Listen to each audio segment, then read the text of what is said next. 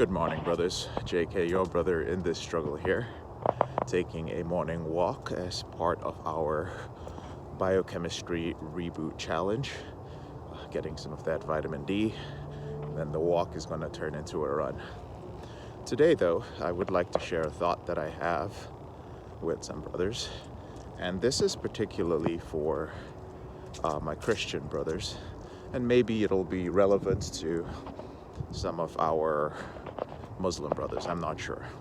One of the things that I've noticed holds a lot of Christian brothers back when it comes to rebooting is shame and guilt, which comes from this concept that was basically planted as a seed into our lives when we were younger.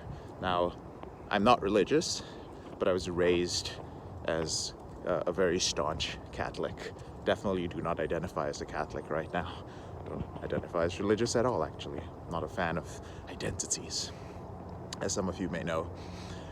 But in addition to being raised that way and having that concept of sin hold me back in my reboot, and the way it held me back and it might be holding you back is each time you slip or relapse, you feel that you've done something horrible. And all this does is that it reinforces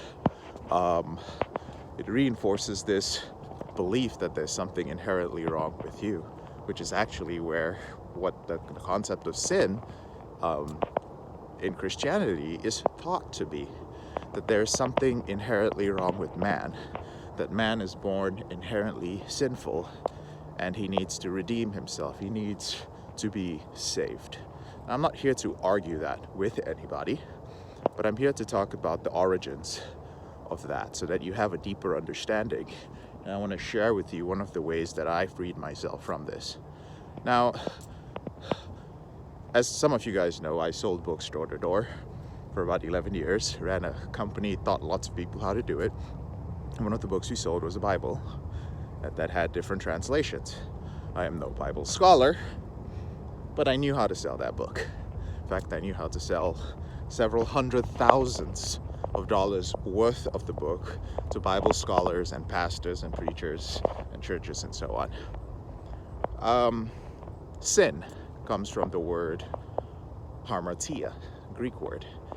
And when you look up the word hamartia now, it'll say that it means to have a tragic flaw of some kind, of some sort, which would make sense. It is in tune with the Christian definition of sin, the tragic flaw. But when you go back further, before the word was changed, the definition changed, most definitions change, you'll find that hamartia actually originally meant, to the Greeks, it meant to have missed the mark. I'll say it again. It meant to have missed the mark, which means that you were aiming for something, and due to some mistake or miscalculation or misunderstanding, you missed that point. That is the original definition of hamartia. And feel free to do your own research. Don't take my word for it. So, if the original meaning of the word sin, and it's a very powerful word, words have a lot of power. If the root of the word comes from to have missed the mark, doesn't that make so much more sense? That's what I thought. I'm not saying you should think that. But I thought like, oh wow. So instead of me having something inherently wrong with me, I just missed the mark on this thing I'm going to do. My volition, my reason for doing this thing is good.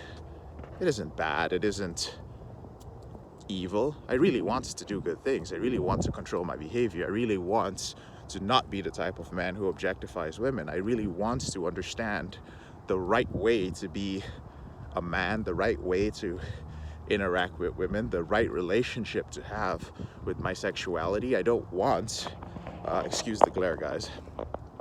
I don't want my sexual behavior to be something that brings up shame and guilt in my life. But I'm missing the mark.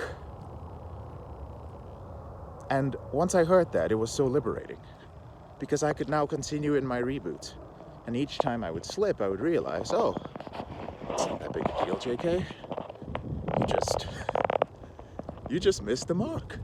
That's it. You're trying to aim for something, but you missed the mark. It's not like, oh, dude, you are so sinful. You are so flawed that you are unable to do this. How does that help me become a better man? How does that help me in anything if there's this belief that I am this tragically doomed human being, right? Now, for religious purposes, I'm sure it serves, it probably there's probably a good reason why somebody should be viewed as tragically flawed and in need of redemption. I chose not to see myself as tragically flawed. I chose to see myself as a human being after this realization. I chose to see myself as a person who made mistakes. That's what human beings do. We miss the mark. Now we pick ourselves up and we keep going for it. And that's one of the places where the concept slips are data came from. That's all they are. Slips are not a reason for you to beat yourself up. Slips don't mean that you're a fuck up as a human being. Slips do not mean you're a failure or incapable of controlling your behavior.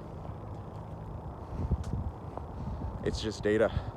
It's just something you learn from, as with everything else in life. But sexual behavior is something that historically society and religion has tried so hard to control. And remember, whenever there's something about your personal life and your biology that others try to control, then they are going to plant seeds that are going to make you question it. It's your sexual behavior. Think about it. Yours alone. Why should anybody be so concerned about it? And it is this very concern that society and religion and other institutions have for our behavior that, in many cases, leads to the dysfunction that we have. And many of you guys get that. But anyway, gentlemen, that's my little thought I'd like to share with you guys. I'd love to hear what y'all have to say about this.